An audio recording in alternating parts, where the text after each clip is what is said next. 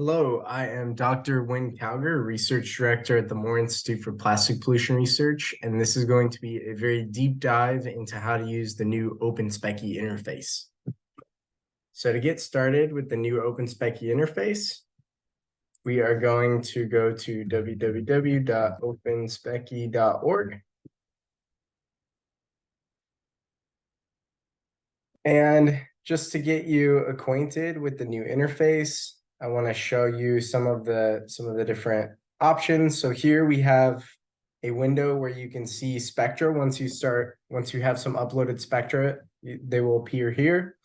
This is the upload button where you can upload your data. Before you upload any data, you can click this share your data button, and that will choose whether or not you're going to share your data that you upload with the open source community. This is a processing panel, and here there are all the different options for pre-processing your spectra to amplify the signal to noise and remove different artifacts from your spectra, transform it into absorbance units, stuff like that. We're going to dive into all of that in this tutorial. In this panel is the identification panel.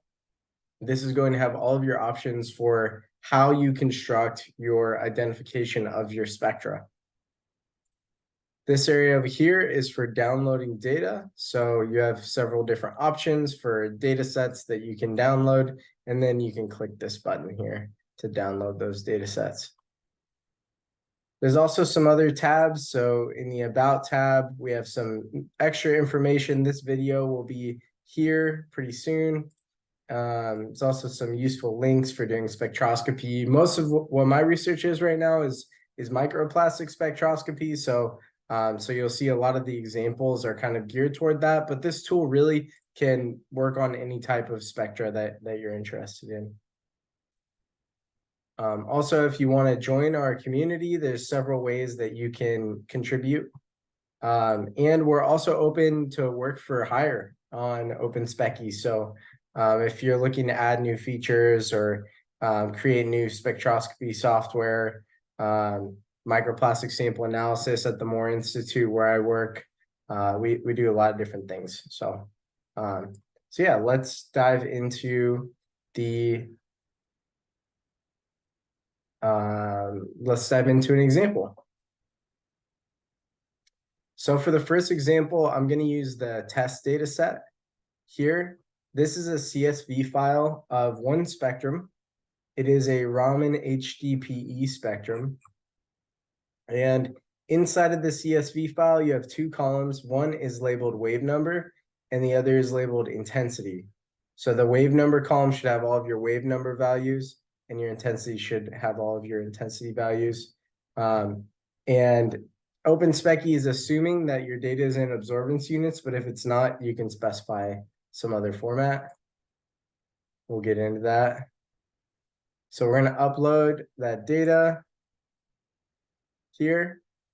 And you see I chose to share the data. So the data has been saved to an external database and can be used by researchers in the spectroscopy community to improve Open Specy. So this is our spectra. We can view the spectra by zooming in on this plot.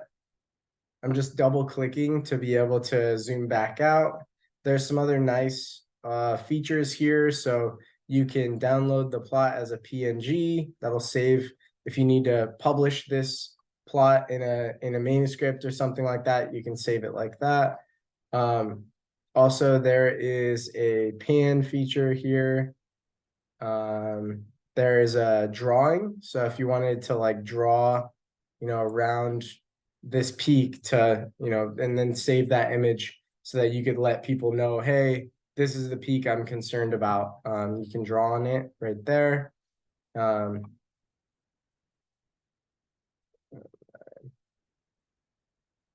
Zoom in, zoom out, auto scale, and reset axes. If you have different data sets, so on some of the future views, we'll see that there will be multiple spectra on this plot, and you can use this to look at the intensity values and the wave numbers of those simultaneously. So lots of nice features there. I also want to draw your attention to this little button up here. It's currently saying SNR, which is for signal to noise ratio. I'm going to increase the screen size a little bit, zoom, by doing Control plus to make the window a little bit bigger for you to see. This SNR is basically telling us that this spectra has good signal to noise ratio as per our thresholds, which we'll get into. If that said SNR but didn't have a green behind it, then it would mean that that spectra is not above our threshold. There's also a button here for if there's some issue in Open Specy and you want to share this spectrum and say there's something wrong with it. One easy way, you can always email me. People do that all the time, but we wanted to make this also easier for people to be able to report issues. So if you click this button, what it's going to do is it's going to send a copy of the current spectra and any library spectra that it's being compared to a special repo where I can go in later on and inspect those and be like, oh, okay, this one, you know, it came in all noise or something. It shouldn't have. The data format got corrupted, or this library match just seems like low quality. What's going on there? So with this, I think this would be great. If you ever find any issues with Open Specy, please click this button. And if you get an alert here that says report successful, sorry for the issue, we're on it, that means that it was successful. It's going to that database. I'm going to be checking that periodically to see how things are going. You can also minimize this window here if you'd like. You can do a maximize, so this will make it full screen. And then this button doesn't currently have anything in it, but we'll show you here in a minute what goes in there. This is where the extra library matches are going to be able to be selected. Okay, so let's dive into the processing settings. So there's only one setting in pre-processing that works without this button being selected, and that's the threshold signal to noise. So in threshold signal to noise, basically, we are saying that we have a signal to noise ratio that we want all of our spectra to be above. So the default is set to 4, which is kind of the lower end of what you'd want spectra to be before you do some identification on it, for example, or even quantification. And we can increase that value. So at some point, the spectra will no longer be above the signal to noise ratio. And you saw that little SNR button go dark, like I was saying earlier. So that means that this spectrum is actually below that threshold. So it's probably like a 5 point something signal to noise ratio for this one, which is okay. It's not great, but it's acceptable. There are some additional options here. I'm not going to get super into these other options yet because this is more for batch processing for spectral maps. But I do want to point them out that signal over noise is basically the default setting. And what it's doing is it's taking the highest peak and it's dividing that by the height of some flat area. So somewhere over here. And that is your signal over noise ratio. Signal times noise. This one is going to take the mean intensity and divide that by the standard deviation, or sorry, multiply that by the standard deviation of all the intensities. Total signal is going to sum up all of the intensities of the entire spectrum.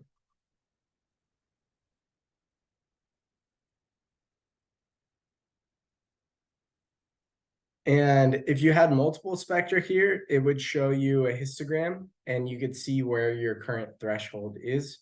Right now, we just have one spectrum, so it's just 1 point, and we are currently below that bar.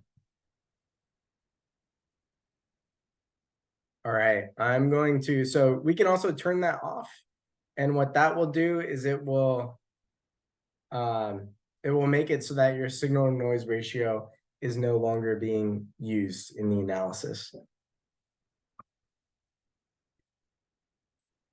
So to start processing, we can click the pre-processing button.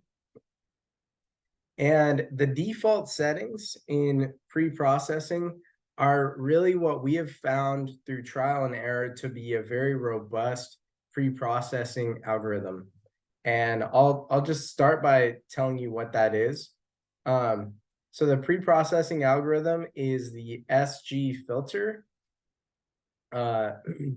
with a polynomial order 3, derivative order 1, window 11, and we take the absolute value of that SG filter. And what that does is it basically, so you go across your spectrum. So I'll just deselect this again.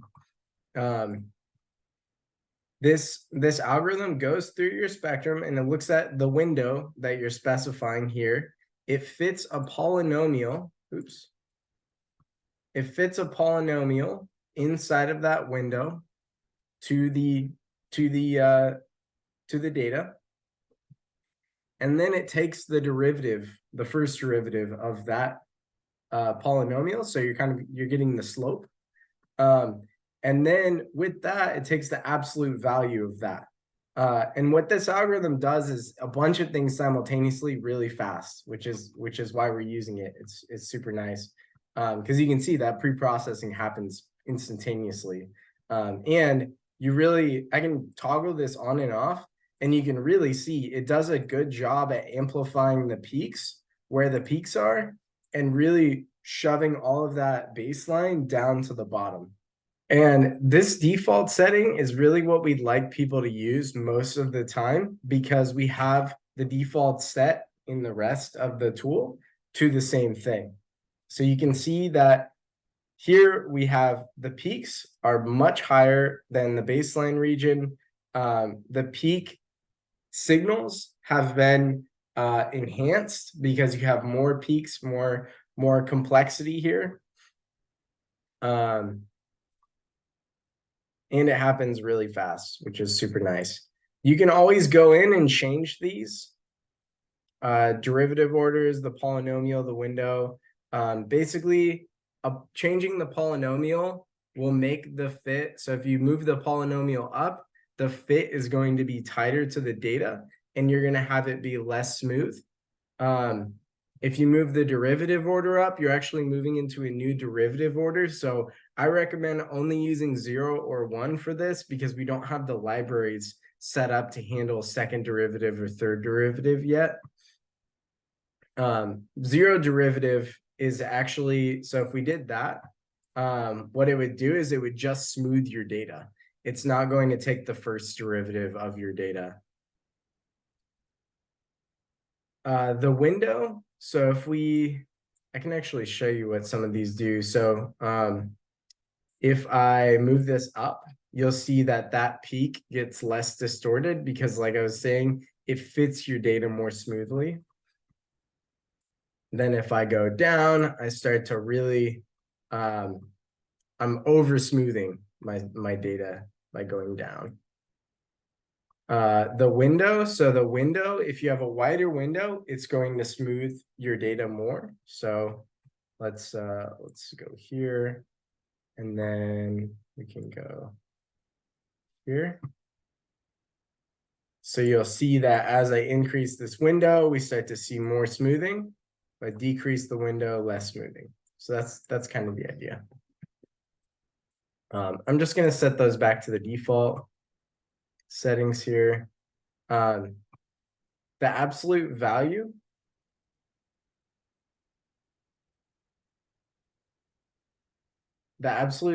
of the spectra. So if we turn this off, what we're going to get is a typical first derivative spectrum. And what we found is that the absolute value actually does something really similar to transforming between transmission and absorbance units, which is really nice. So you kind of get that included in this transformation. Also, I personally think that having the absolute value on allows the user to more easily see where the peaks are. Like for me, looking at a derivative spectrum is kind of complicated because you have to look at peaks in both directions. Here, it's just if you're above zero, you're at a peak. If you're close to zero, you're not on a peak. So to me, this is a more intuitive display of the data. Okay, so we'll go over some other ones before we move on to identification. So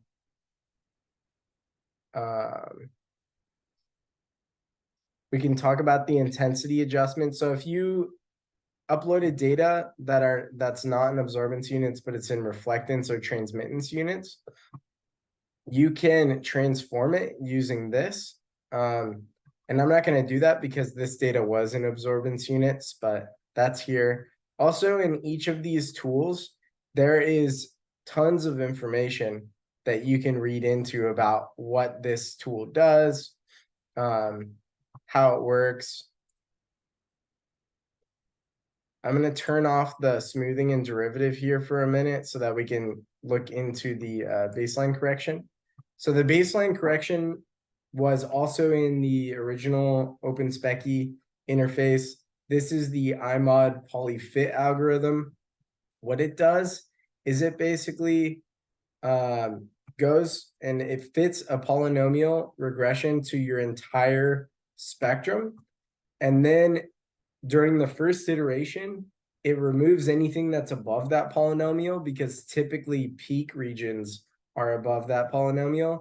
And then it iteratively kind of finds where the baseline is by going over and over again and searching and trying to fit another polynomial until basically it doesn't change. So we can show this here.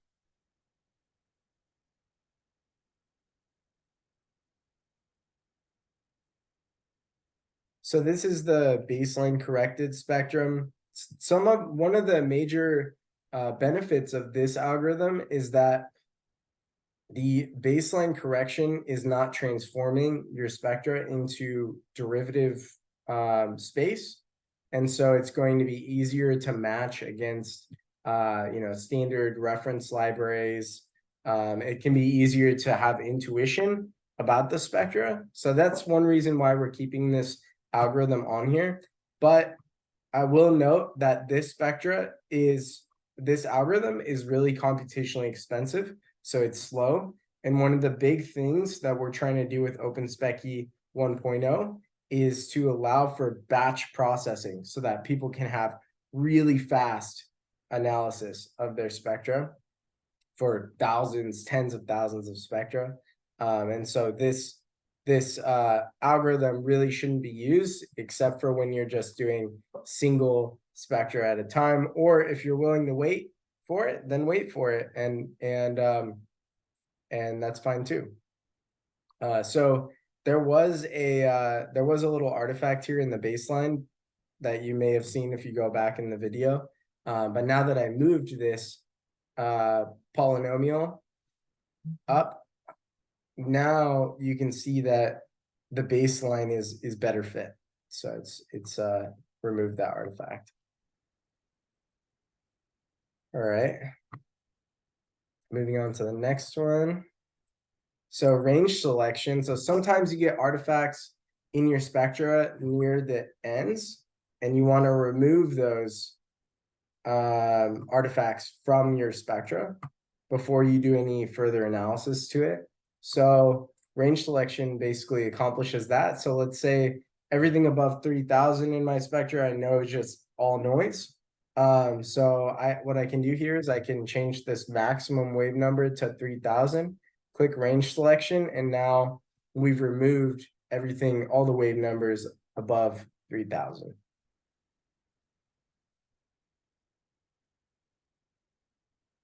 Yeah, turn that off. So next for flattening ranges. So this is a really common thing that you might want to do if you're working with FTIR spectra, because there's a common artifact in that spectra where there is a CO2 peak, which is an atmospheric peak that can match to things in your library and really make it complicated to interpret your spectra. So one way that people get around that is by basically flattening that peak out, making it a flat line. So let me just show you how that could work.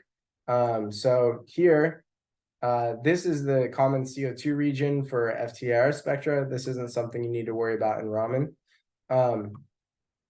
But you can see what it did. It flattened that region. You could also see if we moved this up, let's say to 3000, you can see a more extensive example of how it can flatten an entire region.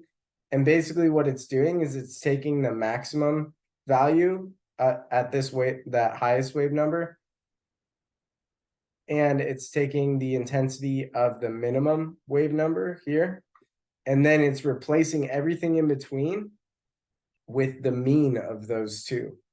So it literally makes a flat line where the spectra was. All right, so we're going to remove that. Don't need that for Raman. We're going to turn on the smoothing derivative again, because really what we want Open Specy to work for you in as few clicks as possible. So we want you to click pre-processing, click identification, and then click download, and you're done. We want that to work the vast majority of times.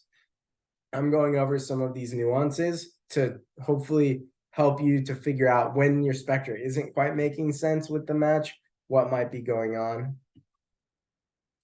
Okay, so in identification, before we get started with this, there's basically two different things to think about. The first one is what library or what approach you want to identify with.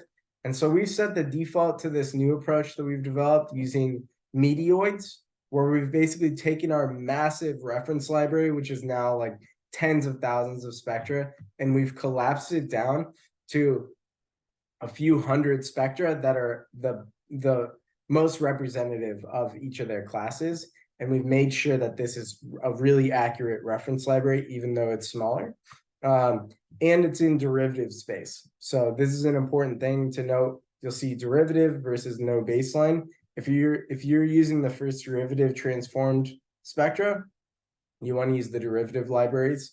If you're using baseline removed spectra, you'll want to use the no baseline libraries. So the no baseline libraries have basically had a transformation, the IMOD polyfit transformation on all the spectra. So this one, it has this AI collapse library, but it uses traditional correlation analysis to do the fit. There's also an AI-based approach down here, the FTR derivative multinomial, and that is actually a model-based identification. So that will not run a correlation on your spectra, and will be a little bit different to interpret the output of. The threshold correlation, so this is set at 0.7. This is a really common threshold that people set. So basically anything below this threshold is not a good correlation. Anything above this threshold is a good correlation. So this is something you'll want to think about too. And then I'll select identify based on the defaults, and we can see this new spectrum that's overlaying our spectra is the library spectrum for the best hit from the library. And it's telling us that this is an LDPE spectrum with also known as polyolefins with a R squared or a Pearson's correlation of 0.96. And then what we can do here, if we want to see some others of the top matches, is we can pull out this window and we can select the different top matches. So this will show us the next top match. We can see the next top match here. You can see the first two are polyolefins. It looks like the third one is a polyacrylamide.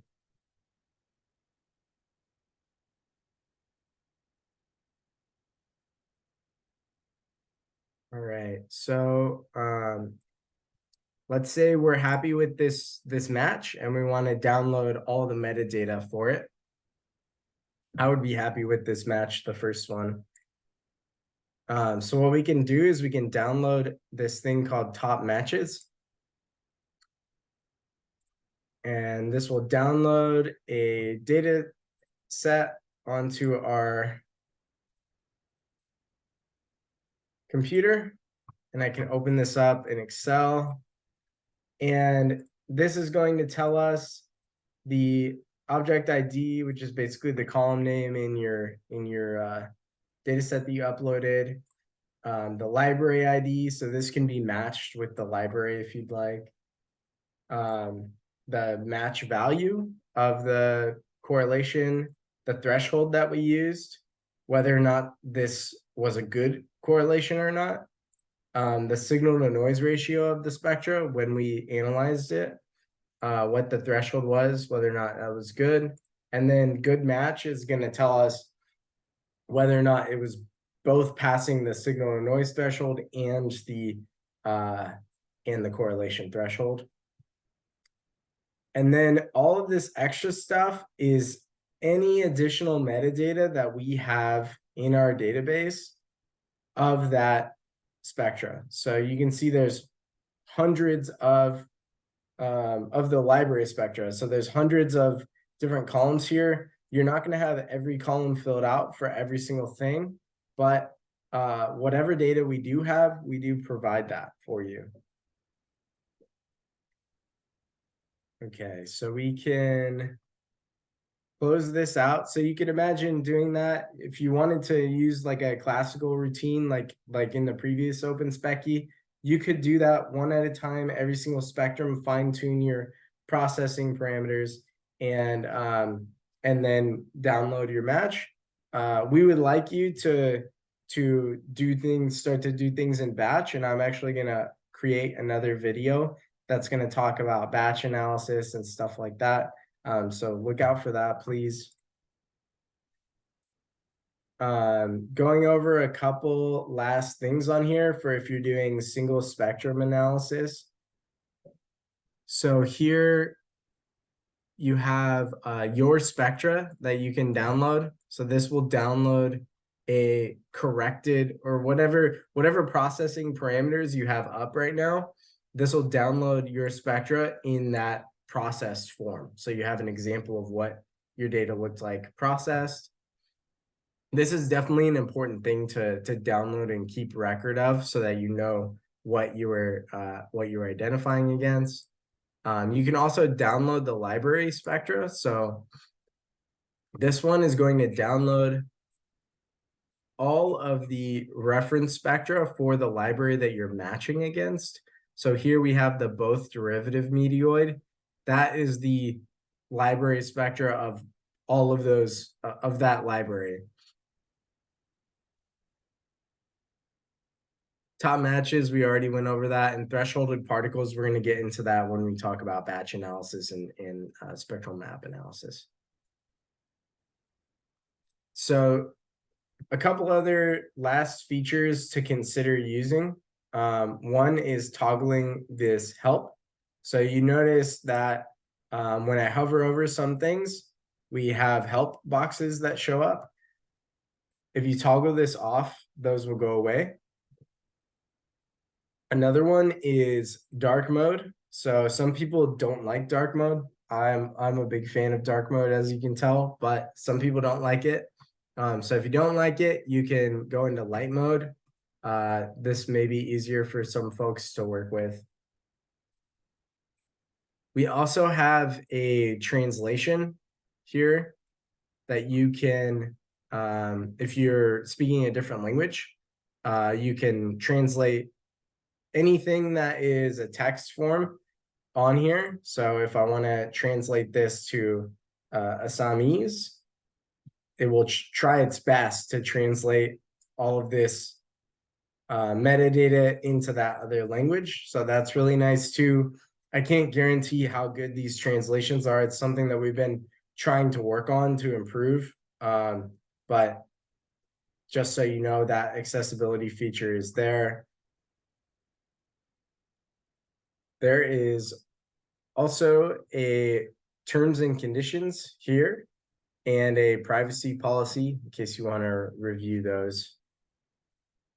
So thank you so much for being a part of the Open Specy community. If you have any questions, please reach out directly to me. And would love to see what you do with this great tool. Thanks.